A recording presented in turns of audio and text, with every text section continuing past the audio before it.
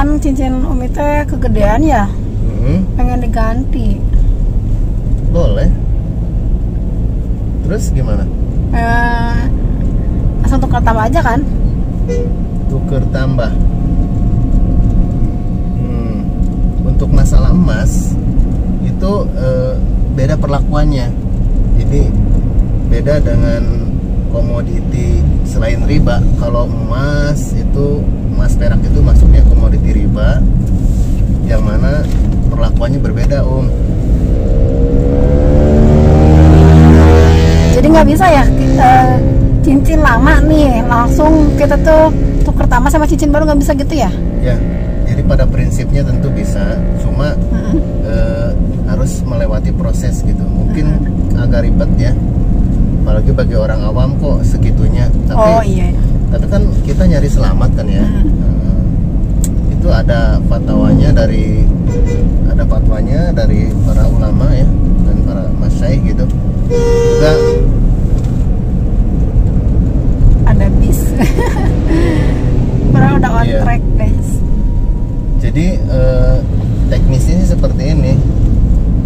Emas lama kita tawarkan ya ke toko emas lama kita gitu ya.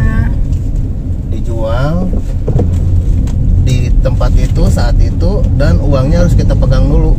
Nah, kalau setelah uang kita pegang, baru kita akad baru, kita beli cincin baru gitu.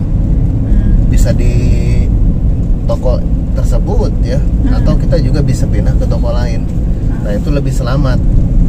Jadi sebetulnya hasil akhirnya kan sama, mendapatkan emas baru gitu.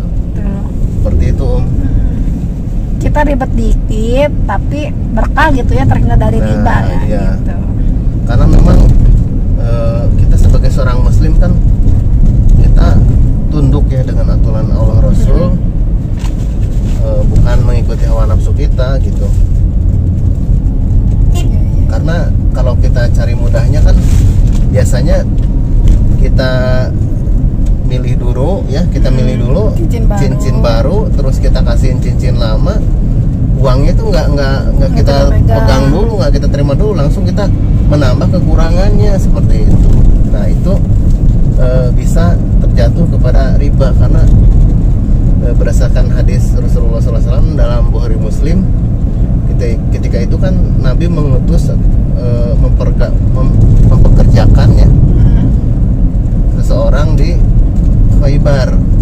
Nah, kemudian dia pulang ya, menghadap Rasulullah, membawa kurmanya dengan mutu yang terbaik. Nah, makanya Rasulullah waktu itu kan bertanya, apakah di Khaybar itu semua kurmanya seperti ini? Dalam artian semuanya kurmanya mutunya baik.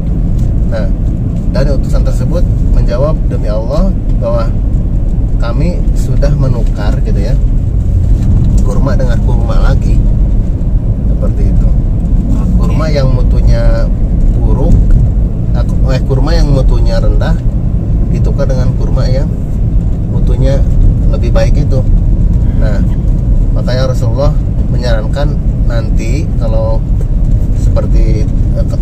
mau beli kurma dengan mutunya yang baik, itu nggak bisa, karena kurma yang mutunya rendah dibeli dengan kurma yang mutunya baik dengan takaran yang lebih dilebihkan. Misalkan 2:1 itu nggak boleh. Jadi solusinya dari Nabi waktu itu, dijual dulu kurma yang mutunya rendah ya, mendapatkan dirham gitu kan, kemudian beli kurma yang mutunya baik dengan dirham itu.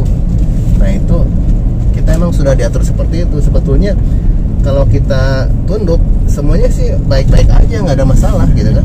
Karena dari dulunya selalu kayak gitu, cincin lama itu kita tukar tambah sama cincin baru. Nah, ketika dapat fatwa, dapat pencerahan kayak gini, kok ribet amat kayak gitu. Padahal nggak gitu, dari awalnya juga kita salah gitu. Jadi intinya mah semua juga ada aturannya sih ya. Mau hukum alam ya, hukum pemerintahan ya, hukum manusia, hukum pemerintahan, hukum di sekolah.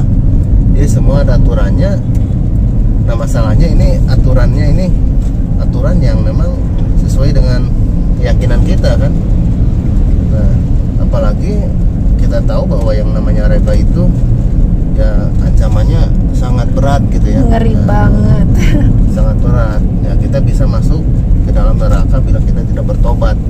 Tentu kita tidak mau gitu kan merasakan bagaimana pedihnya siksa api neraka seperti itu. Jadi bisa disimpulkan gini ya. Cincin lama kalau mau tukar cincin baru, cincin lama itu dijual dulu, kita dapat uangnya, baru kita beli cincin baru gitu kan? Iya. Nah, jadi sesimpel itu sebetulnya. Sesimpel itu. Kalau kita udah terbiasa, jadi itu enak gitu kan? Iya. Malah kita bisa berpikir dulu kan, kita mau beli ke toko ini lagi atau nyoba toko lain. Nah, seperti itu. Oke, Abi. Ya. Barakallahu fi.